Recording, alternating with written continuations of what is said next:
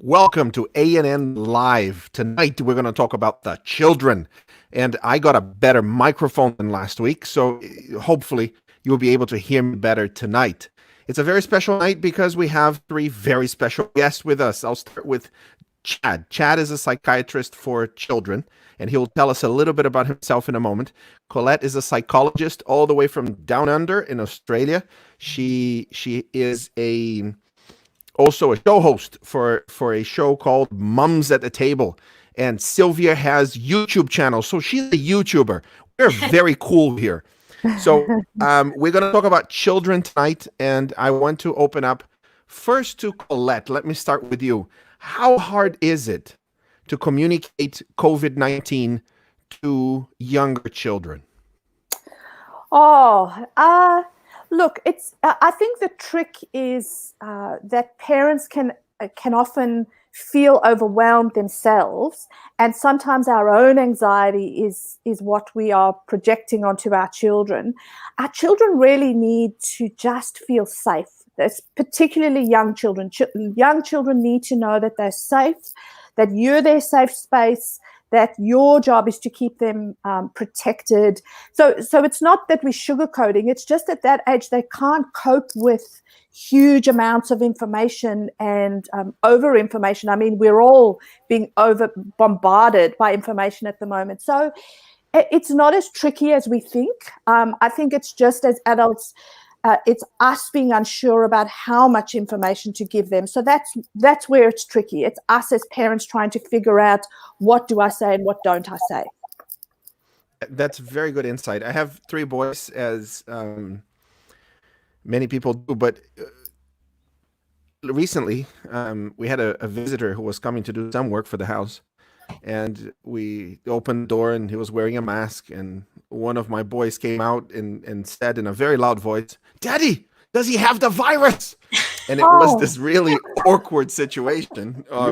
We all laughed and it was fine, but they pick up things, of course, that we don't expect them to, and that's the point of children. They're always picking up things, and I wonder what children are making sense, how they're making sense of this pandemic. You know, you've got suddenly a lockdown. They're at home for a very prolonged period of time. Yesterday, my 8-year-old, all he wanted was a sandwich, but it couldn't be a home sandwich. It had to be a Subway sandwich. He doesn't like Subway, but he just needed to get out of the house. So he wanted to eat fresh. He wanted to eat fresh. So perhaps you could tell us a little bit of what you would expect a child to make sense of this, just by picking up in the air if they're not explained anything. How do they make sense of such a difficult situation? So one of the things I say to parents is we need to be careful of what's coming out of our mouths, particularly I'm talking about little children, what's coming out of our mouths while our children are in earshot, and also how much news is on. So are we having, streamed stuff coming through our devices or the television on with all the catastrophic news? We need to be careful because our children can't really make sense of everything they're hearing just because of their developmental stage, and they don't have the life experience to make sense of everything. So they can just pick up on the scary stuff. And if we don't filter or shelter them from some of the news, they actually don't know how to make sense of it.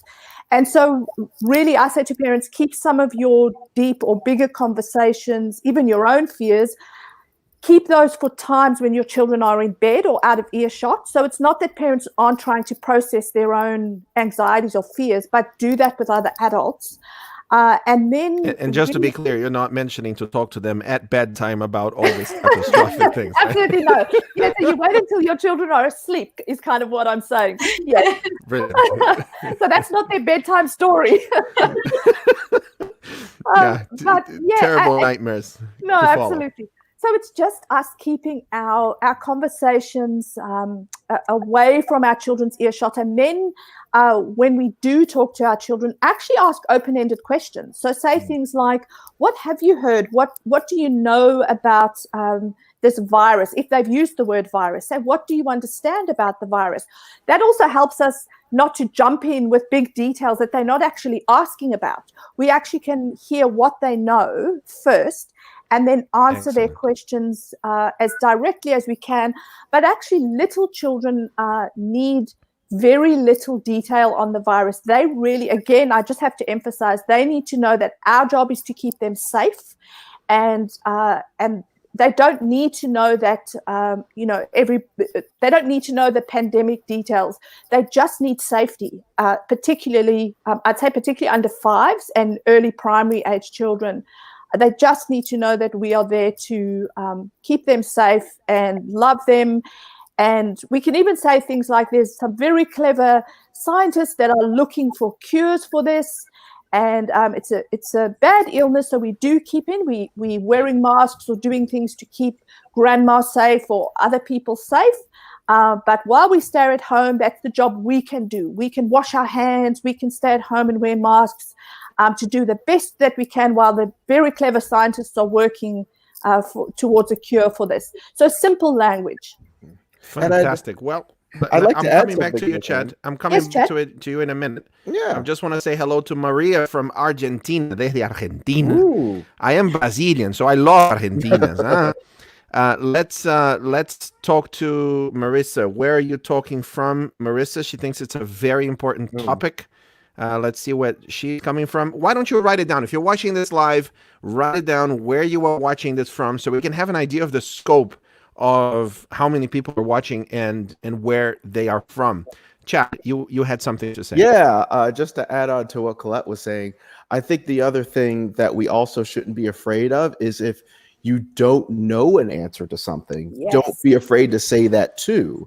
There's, and we probably will talk a little bit more about this later, but there's places that you could go to get some more information, whether it's the CDC or to a really good newsworthy place that you trust in to be able to help answer the questions. If you don't have the answers, you can always make that, depending on their age, an option of being able to learn something together. So that may also help not only answer your question or the child's question, but may be sort of a activity that you could do together. Fantastic. Yeah, Sylvia, I love that idea, Chad. Sorry, carry on, Sam. Go ahead. No, go ahead, Collett. I love that idea, Sam, and I think particularly with older kids and teenagers, that I have teenagers, and it worries me the amount that they are bombarded on social media with misinformation, and that's what we must really be aware of with our kids who have access to YouTube channels and social media. And so I love your idea, Chad, that actually finding accurate sources that we can go to with our children and kind of channel into those rather than all the misinformation that they're hearing, because that elevates teenagers' fears. Fantastic. Let me mention here, Harvey. He is watching from Rome in Georgia. So you kind of get excited with the first sentence, and then it's in Georgia. That's fine. We should be excited with both. Yay! Both, absolutely. Hey, Georgia. Welcome. Watching from Maryland, here on YouTube. We have here Bernadette watching from Guyana. Hi, Bernadette. We have Botswana in Africa. Oh, wow. Hello. Right. Yeah. Far and wide here. Marcela Vieira watching from somewhere. Probably Brazil by the name.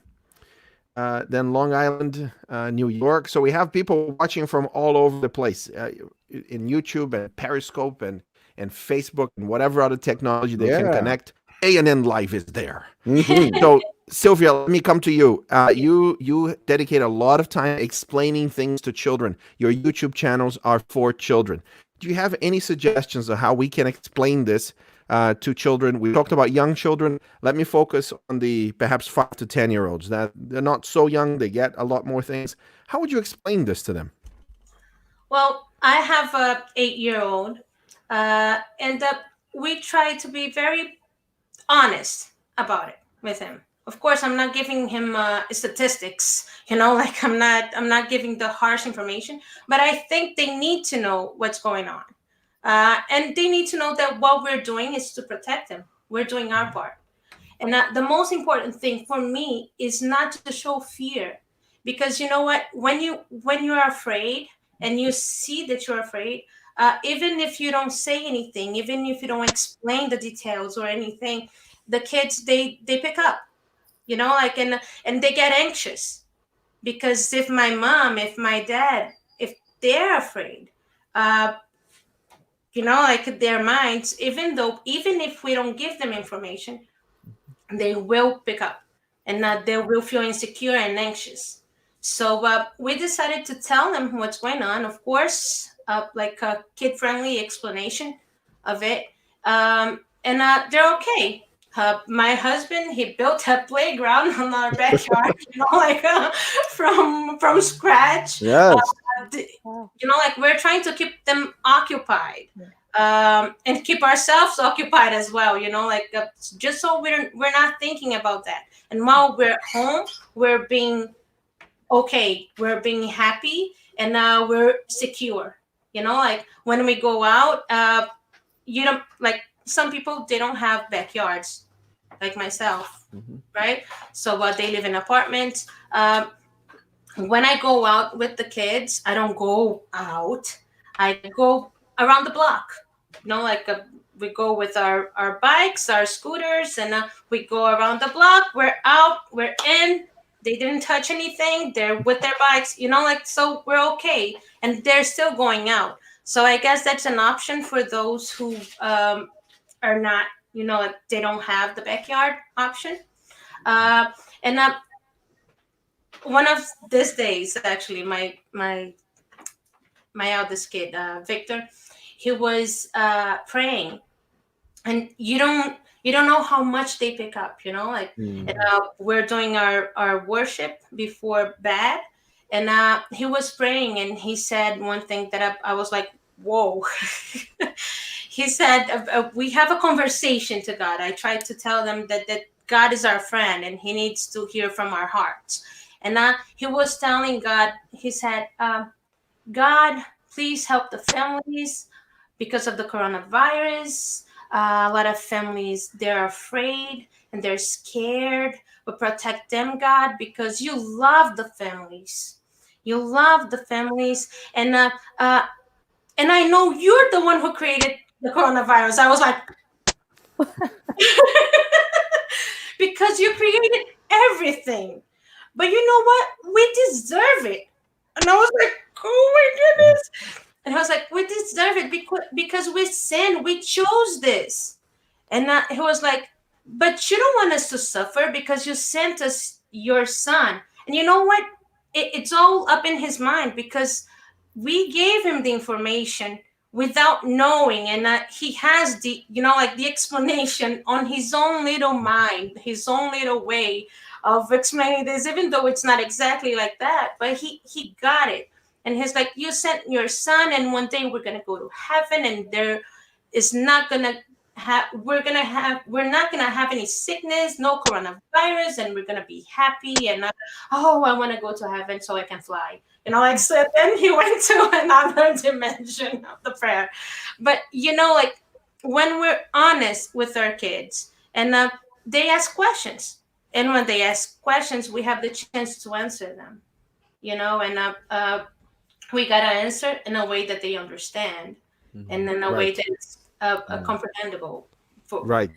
I think, Silvia, I loved that you said a bit earlier, you really framed the whole idea of modeling to our children, modeling how you cope in stressful situations. Now, that's not that we don't have anxiety as adults. We absolutely do.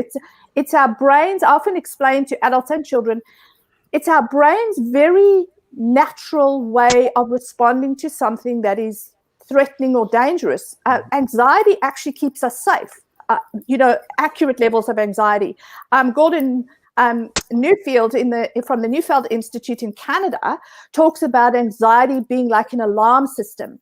And some of our alarm systems are a little bit faulty.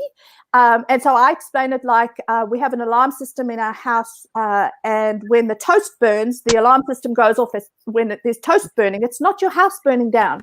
And some of our alarm systems are a little bit faulty, and they're thinking everything that's burning is the house burning down, and it's actually toast. And so, but really, it's our alarm system is important because it keeps us safe. It keeps us safe not standing too close to the train tracks so that we don't get pulled in by the train. And so it's just helping our children understand, if you feel a little bit afraid, that's all right. You've been given this incredible brain that keeps you safe.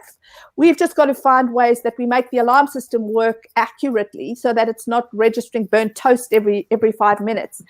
And you also spoke a lot about kids getting out and exercising. And we know, I'd love Chad to talk about this, how we know that there's a link between the improvement of depression and anxiety and mental health issues with exercise, almost to the level now of using an antidepressant.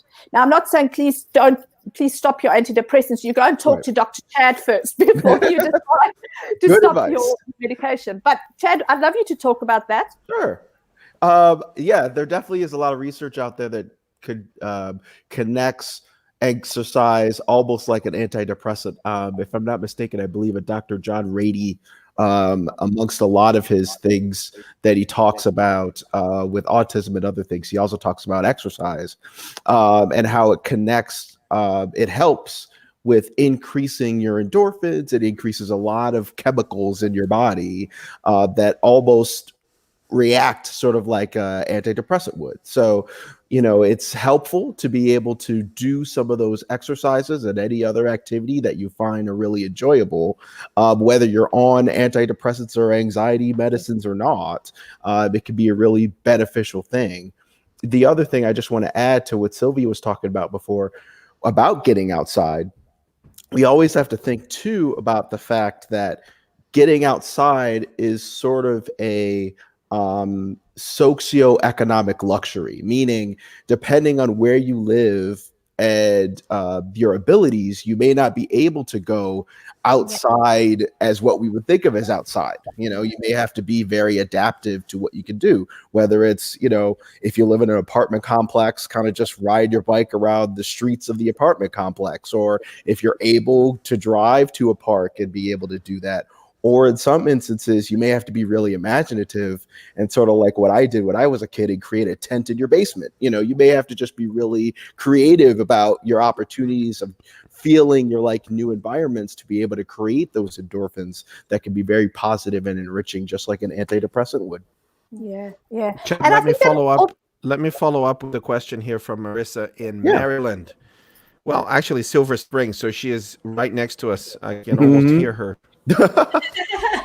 Can you talk about helpful ways to help our young children socialize safely? And I want to, I want you to go into a little bit more, and then I'll come to Collett as well and Sylvia. It's one thing for you to be an adult and be in lockdown. It's another for a child to be in the same environment, completely different routine, etc. Yeah. So how can children socialize? It's a very important part of what they do. Just lean into that a little bit. Sure. Obviously, the biggest thing now is that some of their abilities, whether they're a young child or an adolescent, of being able to meet in groups is just kind of shot in the way that it used to be. And so we have to develop new ways. Thank goodness the technology that we're on right now, allows video conferencing. So definitely setting up opportunities for people to connect in a way over the internet or using some sort of video conferencing is going to be very, very helpful. Whether it's a matter of connecting to all the people, all your friends, and say, hey, let's do a Zoom meet at X time. And then you all just meet together, you talk about stuff, you connect, and that could be a great way for people to connect and socialize as a group. I mean, we as adults, you might end up doing sort of a liquid lunch per se over a certain time period. It's the same sort of thing for the kids, that maybe they can meet over a snack. You all kind of come together and meet that way. Obviously, being able to connect physically is really difficult. There are obviously the abilities for, if you're able to I've seen a lot of videos of people kind of going to the house of the person, but not necessarily step inside the house. So like, if there's a grandparent that you just really need to see their face, maybe you can kind of go to the house, but kind of wave to them at their house, talk through the window, maybe talk over the phone while they're looking at you through the window. So that can be other ways to socialize. Being able to connect is really going to be important. That's why school is so vital, not just for the education, but for the social atmosphere. So we have to be really creative about how we're connecting to people, making sure that we're still trying to do it as much as we can, even times that you could create like a specific time of day that you do it. So if there's a certain family member or a certain friend that you feel like is really important to your well-being, it could be like, hey, at Wednesday every week at 7:00, we're going to meet, we're going to talk. That can also be really helpful. And for some people, kids and adults, can be really something to look forward to every day. That's a series of very practical, brilliant suggestions and advice there. Our neighborhood, Chad, had a drive-by for a child's birthday. And people all put balloons on the outside of their cars and drove past and yelled and waved. Yes, and it's amazing what people are creating. People are being really it. creative now about how to make sure that people feel like we're all a community and people feel like we're connected. So, hey, go out, honk your horns to your grandparents. Let them know that we still love them. One thing that I speak about a lot here in the South Pacific is technology and kids. And really what the weird thing is, a lot of us in this area in technology, we are often talking about screen time balance. We call it digital nutrition. Sure. So having a balance in terms of doing things that are that you balance your screen time with some green time. In other words, getting out or exercising, doing that kind of thing.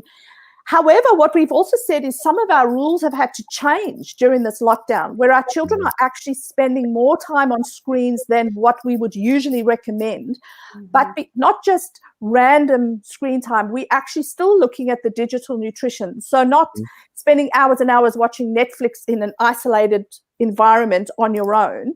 That's not healthy. But if they're connecting, like Chad said, absolutely.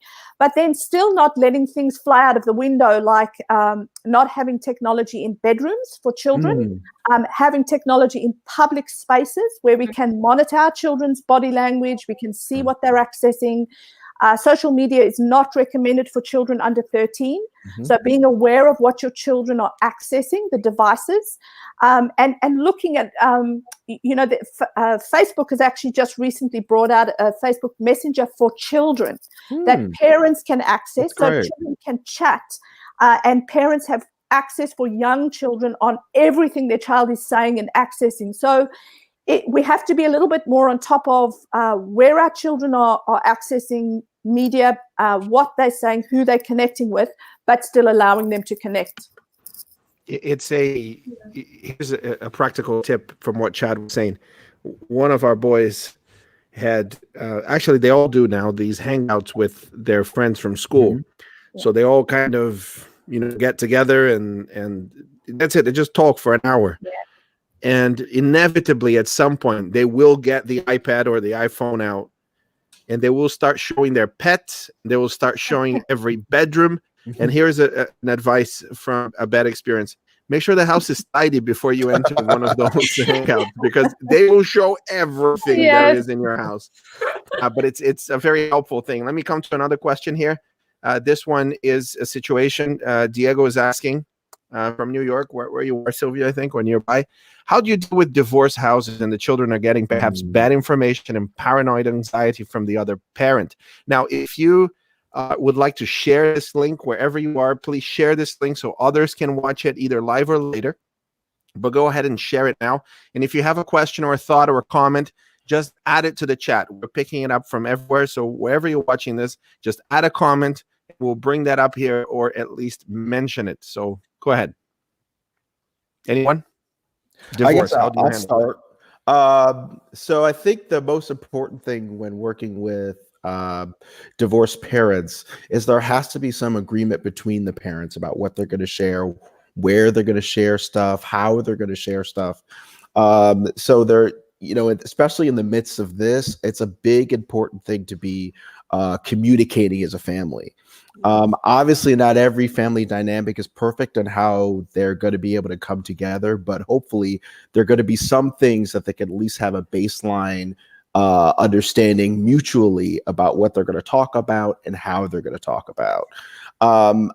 as not just with this scenario, but with all scenarios of divorced parents, you also want to make sure that the child doesn't feel like they're going in between two parents. So that's another reason why it's really important to try to come together and communicate in the same way. And it's also important not to dismiss or see the other parent as negative, because that also could play a part not only in the parent's own anxieties and emotions, but that can also roll over in the child. So the biggest thing, practically speaking, is really just be able to try to communicate on the same page and really try to have some points that you both agree to.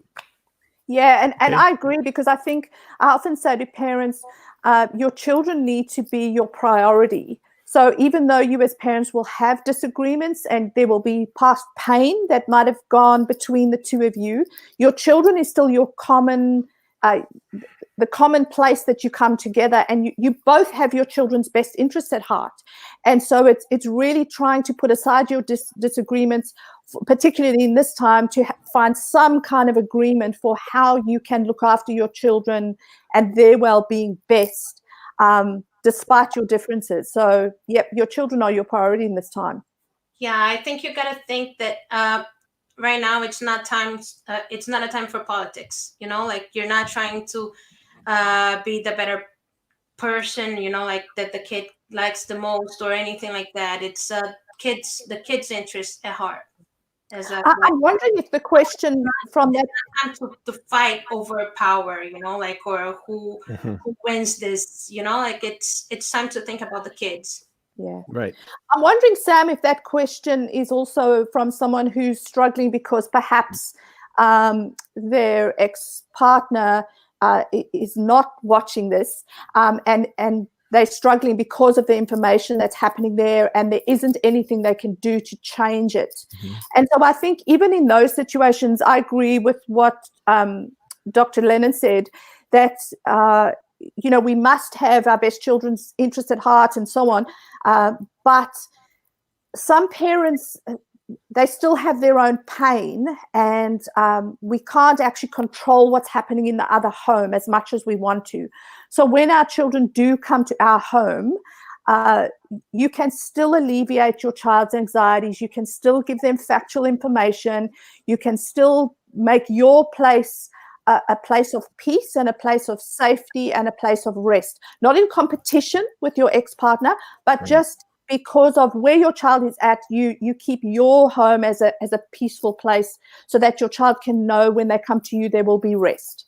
And I think that's a really important thing, because if you in connection to some of the other things you guys were talking about around modeling, again, it's not about competing with the other parent, but if you can help the child make some connections to things and show them kind of the ways to be able to handle this, if they can handle it themselves, they maybe in turn help the other parent who may have a lot of difficulty around this. Yeah.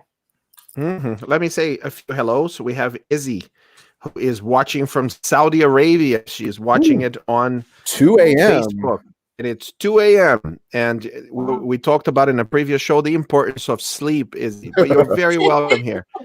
Then we go to Queens, New York. A lot of people from New York. Silvia must be bringing those. We also have from the Philippines. Look at this. We have the must be either a doctor or somebody who works at the hospital, asking for prayers for the ICU in the hospital there. Thank you, all you guys, for your work. There. And thank you for what you do also there in the Philippines. I'm an ambassador for International Justice Mission, IJM, and they do a lot of work on child sex trafficking in the Philippines, which is and that demand is fed by the West. So thank you for what you do in Philippines, looking after the children there. Yeah. Wow. From Uganda, we have Evans from Uganda. Letitia thinks whatever point it was when you made it was a great point. Then we have here Janetti is watching from Fiji in the South Pacific, and we have someone else watching from Melbourne. So there you go, and Brazil. So it's interesting how our guests reflect our guests over here. Brilliant, and Singapore too, and others. So let me now take let me switch to teenagers, right? So because teenagers they respond differently. They're already adapting to being a teenager, and teenagers, they have this need of being accepted by the group. So they've left kind of the parent, they left kind of the teacher, and now they find their identity in the group to some extent. But now there is no group, at least that they can interact with. And all they have is online, all they have are these connections and so on. What's the impact on a teenager? Chad, let me start with you. Sure. Obviously, we don't know necessarily the long-term impact yet because this is all very new around the world. But at least thinking short-term, there's a lot of a great importance around a teenager having connection to their peers. As adolescents, this is their formative years to be able to develop connections with others, having a sense of identity with others. And so that connection is really important. That being said, though, I think now that internet and these things for a lot of teenagers are not abnormal things, there's a lot of adaptation that they've created already in their way of using the internet and how to connect with it. They'll continue to be creative just like any person would around how to connect to people. So I think what's going to be important there is, just like with any other age group, is going to be able to talk to them about their concerns around all those things. Some of them we were talking about previously before we started online, like, oh my gosh, I have plans for a summer camp that I was going to go to, and now that's shot because of what's happening now.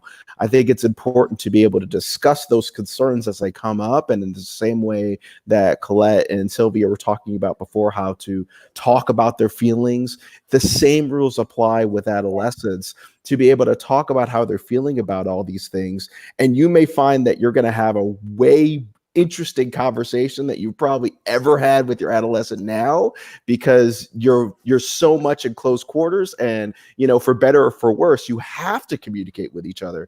And so knowing that there are going to be these things that your adolescent is going to be worried about may give a great opportunity to really just talk through them with your child. So I definitely advise just really working through communicating, and like any other child, helping to answer those questions and alleviate their worries. And to a great degree, it demands a level of vulnerability here, because the normal reaction of a parent is just to either be dismissive. Well, that's fine, that's a simple problem. Try and pay the bills is the underlying message here, even though it's not said. Is those problems you're dealing with are small.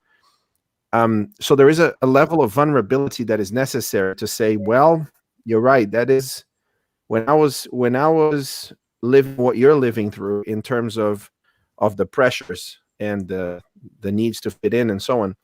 It was a big deal to me too, and this pain involved, and it hurt me, and it's hurting you, and sometimes there's not much that we can do.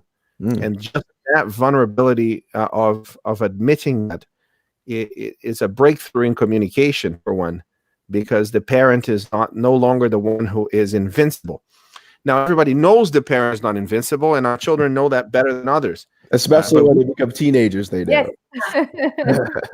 We don't admit that to ourselves. And so this constant proximity is part of this. But what about the behavior of rejecting any family routine that has been established? Because when you experience, frustration and pain in general, when you are grieving because you had a graduation and now you no longer have, when there was that choir trip that you wanted to go and now you cannot, when you had the football game and the matches that you can no longer have, there's a lot of grieving for that which is lost. And some teenagers, react more than others.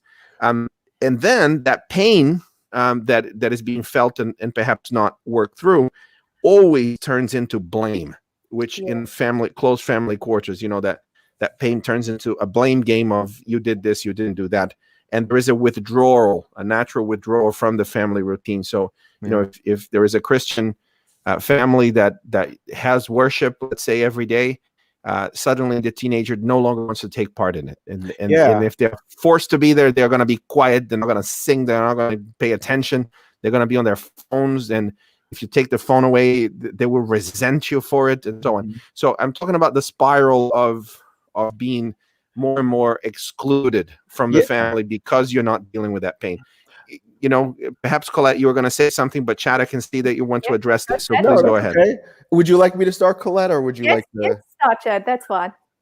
So I think the first thing is, obviously, you as parents who are watching know your child better than anyone else. Yes. So it's important to notice when it's just something like, okay, something's a little off here, and so you may have to give more attention than what you're used to. And so what you were saying, Sam, about opening up to a little bit more vulnerability, you may have to start doing that as your child's starting to kind of back away from some routines that you're used to.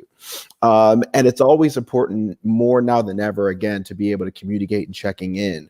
But if you're noticing that these episodes of isolation are getting worse, or things are being added to it, like the sleeping schedule's off, they're starting to not connect to anybody, even friends, there changes in energy, changes in appetite, things that you have to start thinking about. Things are getting really, really bad and look like really bad depression or look like clinical anxiety. Those are things you definitely don't want to feel like you have to handle all by yourself. Definitely start reaching out to either your, pediatrician, or if the child already is seeking has a counselor or has a psychiatrist, definitely work on seeking those things out if it feels like this is way more than what you would expect. But at least in the beginning, it's just important to be a good observer and a good communicator and continue to have a little bit of that vulnerability, knowing they're dealing with some stuff that you may know, but some stuff you may not really understand. Yeah. And I think I'm such an advocate for teens. I love working with teenagers. Mm-hmm. And there's a lot of myths around teenagers that have been perpetuated for years. The angry, sullen teen, which I can see Chad rolling his eyes. Yes. The whole thing that teens don't want their parents, don't need their parents, is actually nonsense. That they will go through stages, absolutely. My own teens have. I've got a 17 and a 19-year-old and a 12-year-old. They've all gone through stages where they've pushed away or pushed back. That's normal development. They need to be pushing away from us to gain independence. But there's a study done in Australia by Mission Australia of 28,000 young people between the ages of 12 and 17, and they wanted to know which person or what was their most precious item in their whole world. And the young people said their most precious item to them is their parents, above their friends. And that consistently comes up in the data, how important parents are to teenagers. Now, obviously, they say their friends are really important. Their friends really ramp up. But many young people don't suddenly actually reject their parents. That's the stereotype. Friends are important, but you are still so important to them in their world. And they're not going to gush and tell you, oh, Mum, you're so important to me. That's not what a teenager will do. But really, knowing you wish. No, absolutely they won't. No, I mean, I have teenagers. But knowing that as parents, knowing that we still rate really highly to our young people helps us still to push in and remain connected, even though their body language might say, look, I need space. There are times when, Sam, you were talking about, they might pull away. So it's times when we actually think, all right, maybe my child does need some space at the moment. Give them some space. Don't force them to partake today in this family activity, the family worship. It's okay for them, and verbalize that. Say, look, I can see something's going on for you, or you're feeling frustrated. You don't want to be part of today's activity. I want you to still be part of it, and we will encourage you every day to be part of it. But today, if you want to just go and talk to your friends on Snapchat, or you want to just go and watch Netflix because you want to zone out for a little bit, that's okay, but I'm still here for you. So just reading our children's body language is still communication. They are always communicating with us. And then, absolutely what Chad said is looking for those warning signs that it's got more or worse than an off day. Everyone will have off days, but if it's more than a bad day and it's becoming a bad 2 weeks or longer, that's when we think, all right, there's mental health flags here that we need to worry about. Yeah, I think I don't have teenagers yet, but I've worked with teenagers. They're awesome. They're like, it's amazing seeing them, like with their ideas, their thoughts, and everything. We The hardest thing ever is being a parent. Yes. Like, I couldn't understand before, but I know now. It's so hard. Everything you do, like, you don't know what you're doing, but you're doing with the best interest. And with teenagers, you gotta be understanding and attentive at the same time. Like, you cannot let them just be. You gotta guide them, but not with an iron hand. Like, you gotta be understanding and talk their language. That's what I think. And maybe like because when they're teens, they're starting to, like, think for themselves and have their own opinions. So when you give them the chance and the opportunity to verbalize those opinions, is when you get their trust, like, because their opinion matters. And you gotta be understanding, and it's a model thing, like, do what you're trying to teach them, and the principles, like, I think God first, like, in everything we do, we gotta ask what God would do, like, what he would like me to do. I know sometimes we don't think, we just react, but with teenagers, we gotta act, not react, because it's really easy to react. The point is act, like, you have to think about it. If they're giving a hard time because they want to see their friends, but they're all the time on the phone, and you don't know what they're doing in the phone, because now they have the liberty of being on the phone, they want their privacy and everything like that, like, they don't want to talk things with you in the room, or sometimes it's private, a private thought, or they just want to be by themselves, and that's hard. But let's try to be creative. And if they're complaining that they miss their friends or anything like that, try to talk to them, like, what do you think we could do? Like, I don't need to be there. Do you want to have a party with your friends? You want to have a hangout? What we're doing in our church here, we're doing the Sabbath school. We continue doing the Sabbath school over Zoom. All right. We're using the platform, and we're still doing with all the classes, like from beginners to teenagers, and the adults are also doing. So they have their time, they still have their connection, and they're not leaving the church behind, like, because now the connection we got has to be stronger. And if we're not going to church, then it's easier to, like, just the word doesn't come, just, like, fade away. Like, about the connection with your friends is not like, it's more like with over with your school friends, because you see them every day, maybe, like, at school time, but not with church. So I think we gotta pay attention to the principles, our principles, like, our core values, and the God needs to be there. Even though, like, it's not like a worship in your house, but them with their friends talking about God, like, Let me bring up someone here who actually agrees with you. I agree. As a parent, hardest thing as parents to teenagers, very challenging. From the Philippines here, and you see Dan looks happy here, but he also struggles with sometimes. I'm pretty sure. But Sam, let me see. Sylvia, you both spoke about allowing your teenagers to vent, we call it. Let them vent, let them say what's on their hearts without minimizing and saying, you spoke, Sam, about, oh, well, you don't understand what it's like to pay the bills.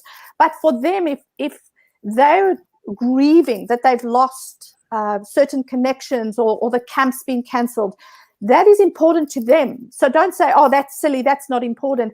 Let them say it, let them talk. Yesterday, I actually filmed for Mums at the Table here something on how to help our final year students in school get through this year. Because for them, they've lost so many things. They've lost what we've always seen as rites of passage. Your final sports events, or your prom or graduation. Those things are are big areas of grief for our final year students at the moment. So allowing them to grieve. And then also what I say is help our young people to still dream. Do things like a vision board, if that works for your child. It doesn't work for everyone, but a vision board or a journal where they can actually still dream ahead. What are they still looking forward to next year or when this is over? Do they still have travel plans? What are they looking forward to the most, getting together with their friends? What's the first thing they're going to do? Go to the beach or have a party, or let them dream so they don't lose hope now, that they know that this will end. So there will be an end to this. And I think our teenagers need to hear that and be allowed to dream of the future. Well, let's have a look at this. Janine says, my tween is experiencing great frustration with the online school. He feels like he's not learning anything and is turning to anger and rebellion. So let's talk about a very important aspect of this, which is how to deal with frustration. And I just want to mention that we have Livia with us from the UK. She's a clinical psychologist. Livia, feel free to add your comments here and your thoughts. And here is also from London, Eulalie Osborne is from London. We have people from Texas, from the Caribbean, and even from Canada, and even though and also from Mexico. So we have people here from all over the world that are joining this conversation. And let's talk about frustration a little bit. One of the things that we try as parents to do is to absolutely minimize the number of frustrating things that happen in our children's lives. And I've noticed this a few years ago, that they couldn't handle any frustration. And that's a problem, especially in the future, because if you've never experienced any frustration and everything's paved out for you, and when you do experience the real frustration in life, you don't know how to handle that. So I have 3 boys, and there is always this moment in a boy's life, especially when they become teenagers, when they have to muster the courage to ask the girl out. And at that point, and it really shocked me.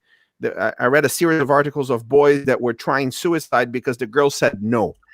And to them, that was the end of their life. And I thought, my goodness, this is a normal experience to a teenage boy. Girls will say no, and you have to deal with the frustration of that. And that coping mechanisms with frustrations. So since then, if my children don't experience some frustration, I manufacture frustration. I create situations where they will be frustrated, and we'll cry together and we'll handle it. Now, this brought a lot of frustration to everybody, and every child needs to handle some level of frustration during this crisis. Is there a positive that will come from this mess that we find ourselves in? And this could be one of them. Collett. Yes, Sam. And you've spoken about developing resilience. We always hear this is the big buzzword at the moment, but resilience is not built in the easy times.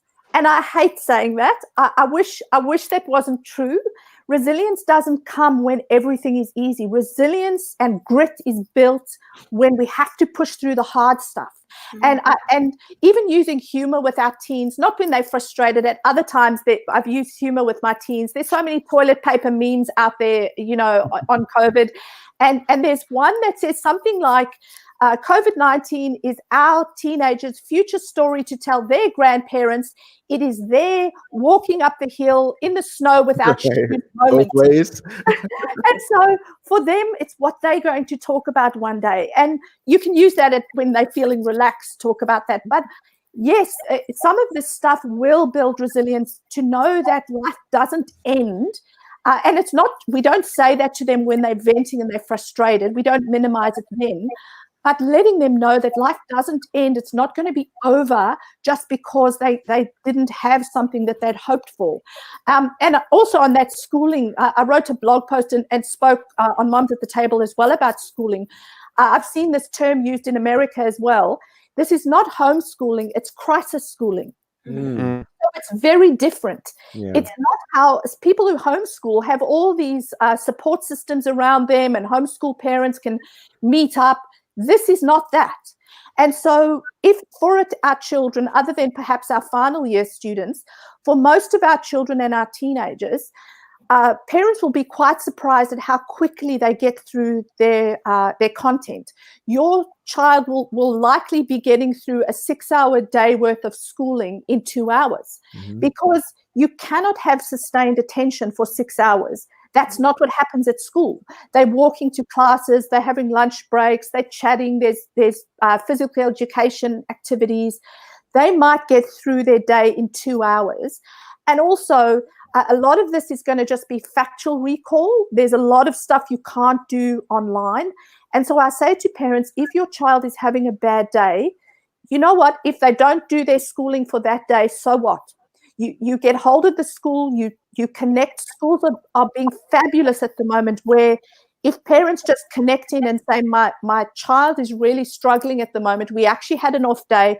They didn't log in today. They needed to just go and ride their bike or do something else. Schools are really, really trying to partner with families at the moment. So don't make it hard for your child if they're having a bad day with their work. It's really okay if they have a day where they just don't get to their schooling.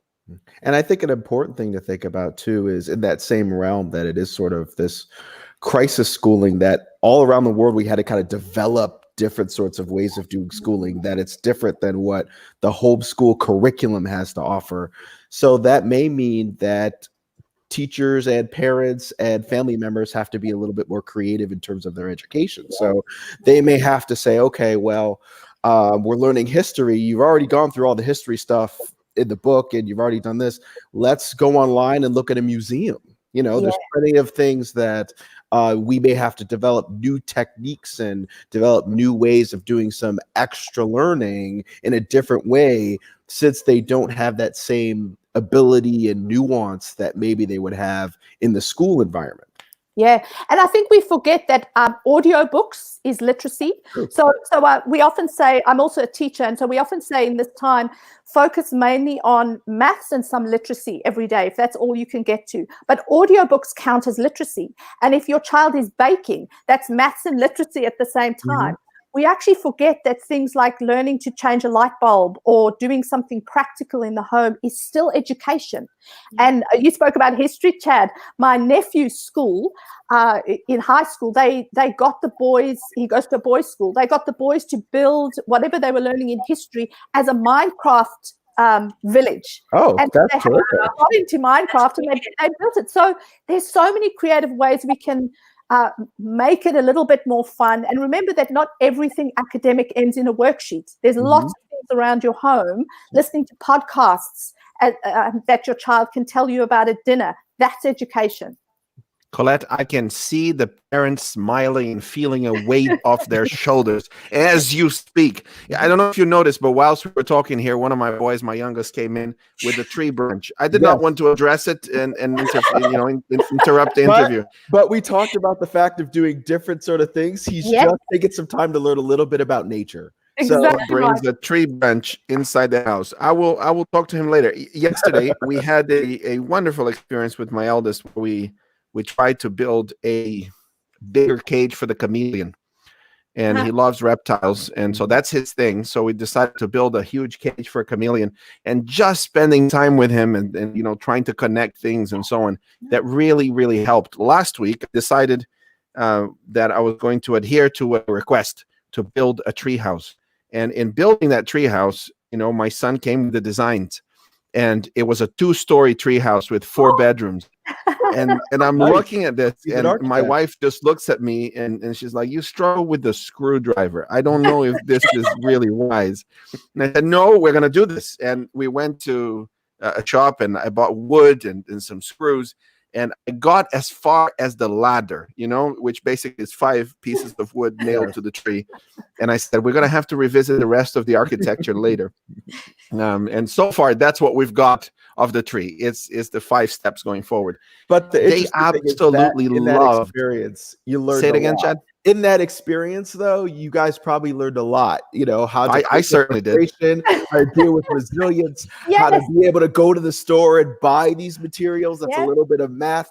So it's, as Collett was saying, you can incorporate all the different things that come involved in teaching and all the things you're just doing practically. So And you were parents, listen together, to the Sam. doctor. All of this is learning. You don't have to feel the guilt of No. not going through the exhaustive curriculum. Because I tell you, 3 children with 3 Zoom meetings and 3 this and 3 that. My wife is going crazy. You know, Yes. one of the children came in before, and she's probably listening to this. So I'm sorry, baby. I'm going to say it.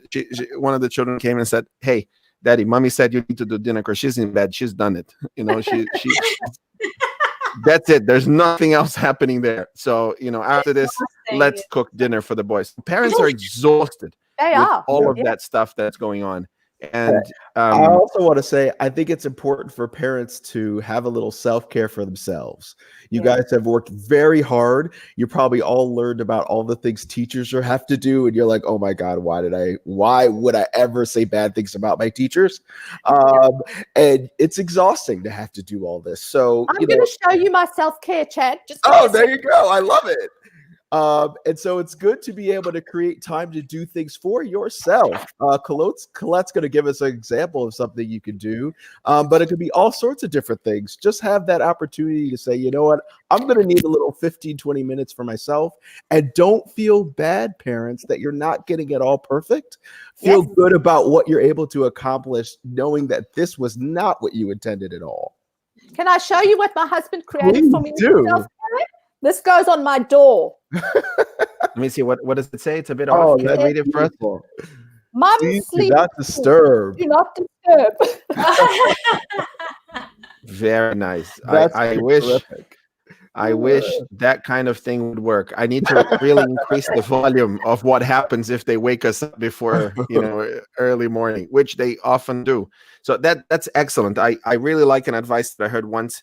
Now that nobody, you know, we can't fly, but remember what used to be said right at the beginning of a flight. You know, in case of depressurizing the cabin, put on your own mask first before you help someone else. If you don't sleep properly, if you don't eat properly, if you don't take care of yourself, you're going to be angry, screaming all day long, and everything's going to be a battle, and everything's going to be difficult, which is a bad cycle, right? Because you talked about modeling earlier.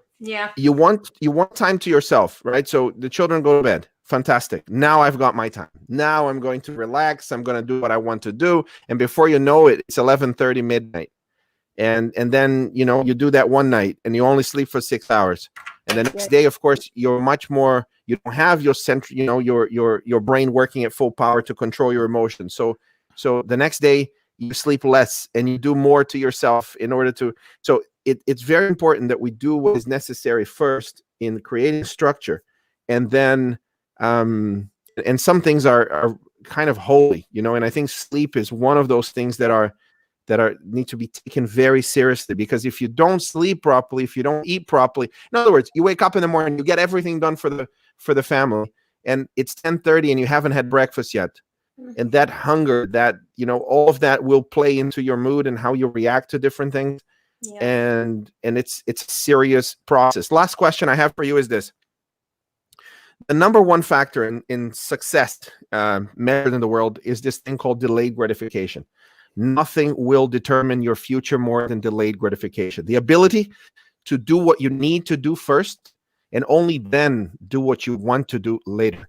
It's, I want this thing for myself, but I'm going to do what I need to do first. This level of conscientiousness that leads you to do this, which is one of the big 5 personality traits, but if learned properly, will establish a good routine. As it turns out, parents and some research points to fathers more than anything are responsible for teaching this delayed gratification in children.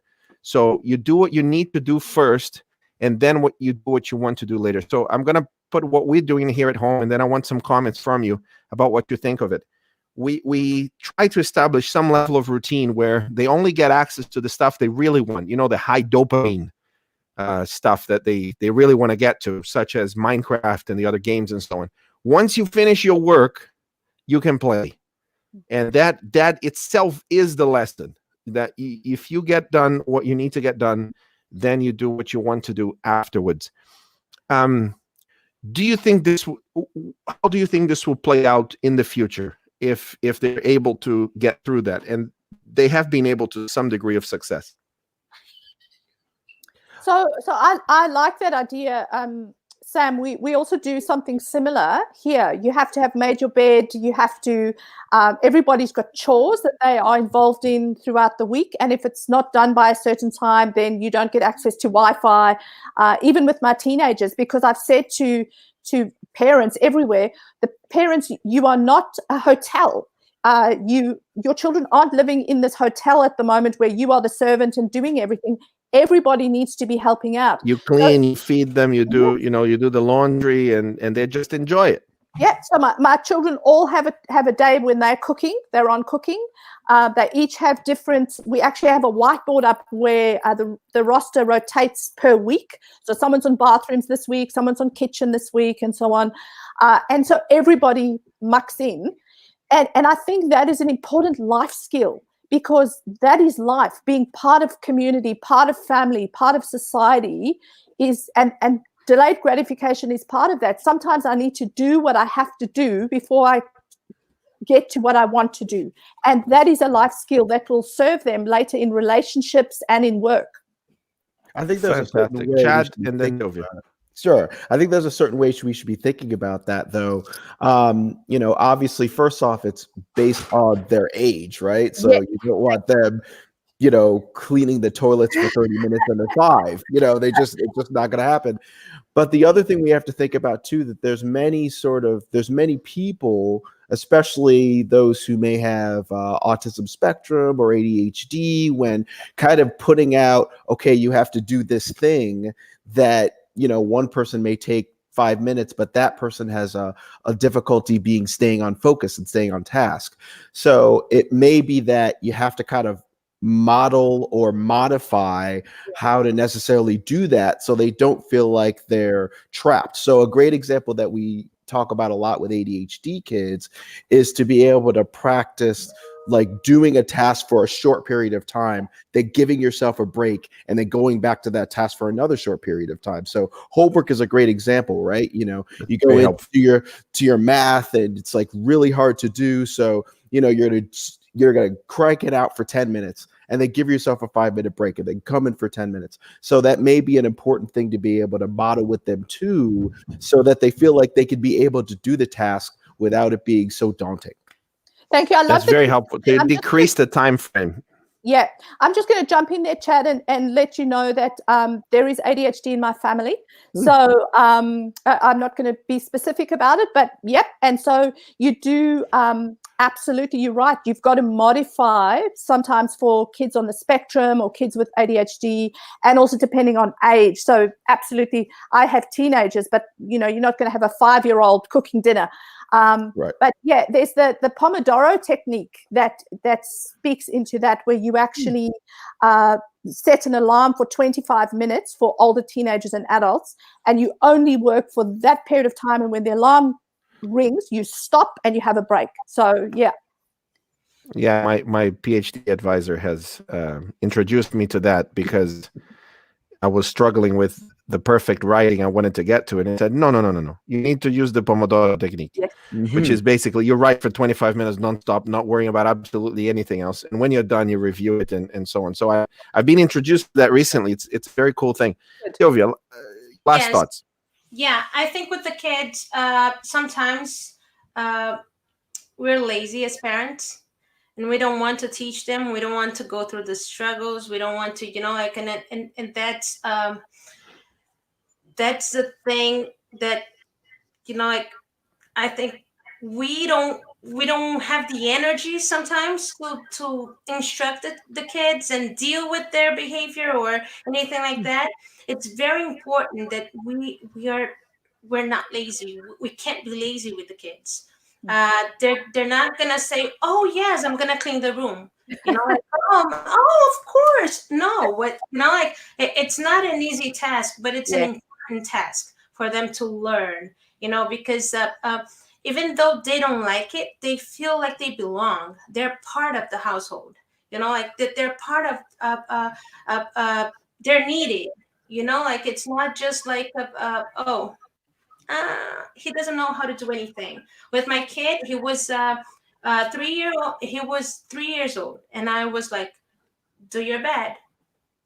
It's from little. Like he was very little. He didn't know how to make his bed, but I taught him. And when he made the bed, I didn't touch it. It was like that. Oh, did you do your best? Look here. Do like this and do like that. Oh, does it look good? Yes. You're satisfied with it? Okay. And it stayed like that. I didn't go after him. I didn't fix the bed exactly. He learned, and now he does very well. He's eight, and he does it well. But we gotta give them the chance to do stuff. Yeah. Sometimes we don't give them the chance. Like no. Like you're gonna mess it up. No, then I'm gonna have to clean it up. But then I'm gonna have like sometimes we're lazy. We don't wanna teach them how to do things. It's easier to clean than to teach them to do it. Yeah, and I've it's a mistake that most of us do. When you're at the table at a restaurant, is not now, but when you're at the table at a restaurant, it's very easy to give your cell phone to your kid. Like they're quiet. Like, and I'm at peace. I can have my talk with my friends. No, they need to learn how to behave. They need to know how to participate in the talk. And then when they're teenagers, you don't want them on the phone. You want them to participate with the family. You want them to be interactive. No, they can learn how to do it. It's not easy, but they'll learn because you're giving your effort. Like you're making an effort for them to learn how to socialize physically with people. In some parts of the world, it's Mother's Day coming up. So it's time to honor all mothers. And before the boys try and cook and burn everything upstairs, I need to go. And I'm sure other people need to go. I just want to mention something, that the difference in personalities. My eldest, if you ask him to do something and he doesn't want to do it, he will fight you. But if he agrees to do it, you can be absolutely certain he will do it. The youngest is totally agreeable. You ask him to do something, it's immediate. Yes, Daddy, absolutely. You come back an hour later and he's still playing and nothing happened. So, the challenges are different with them. And there is a good parable from Jesus that also talks about that. In fact, in a few moments, we're going to pray, but I want to thank you, first of all three of you, for taking part in ANN Live in this very important discussion. I want to thank all of you that watched it and shared the link so others will watch it in the future. This will be available on YouTube and other platforms. So if you share the link, people will be able to engage in this conversation. So if you know some parents that could either contribute to the comments or that could benefit from the conversation, tag them. Just add their handle on Facebook, start typing their name, it will come up. If you are on YouTube, click the subscribe button and the little bell icon so that you can get the future videos that we will be doing here on ANN Live. This is a show that we're starting now, and we're bringing during the lockdown various experts to talk about different things, and we hope to continue this as much as we need to, and as long as it will be a blessing to you.